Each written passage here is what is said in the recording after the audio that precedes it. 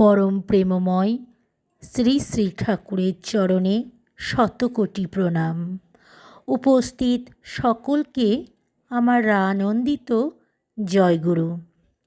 হেগে মরার চেয়ে হেঁটে মরা ভালো।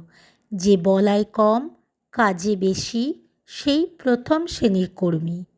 যে যেমন বলে তেমনি করে, সে মধ্যম শ্রেণীর কর্মী।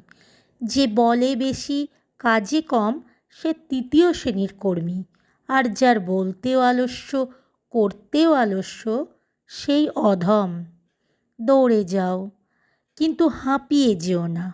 আর হোঁচট খেয়ে যাতে না পড়ো, দৃষ্টি রেখো। যে কার্যে তোমার বিরক্তি ও ক্রোধ আসছে, নিশ্চয় জেনো তা পণ্ড হওয়ার মুখে। কার্য সাধনের সময় তা হতে যে বিপদ আসবে, তার জন্য রাজি থাকো। বিরক্ত বা অধীর হইও না।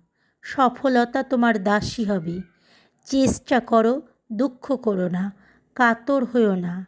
সফলতা আসবেই। কার্যকুশলের চিহ্ন দুঃখের প্রলাপ নহে। উত্তেজিত মস্তিষ্ক ও বৃথা আড়ম্বরযুক্ত চিন্তা দুটিই অসিদ্ধির লক্ষণ।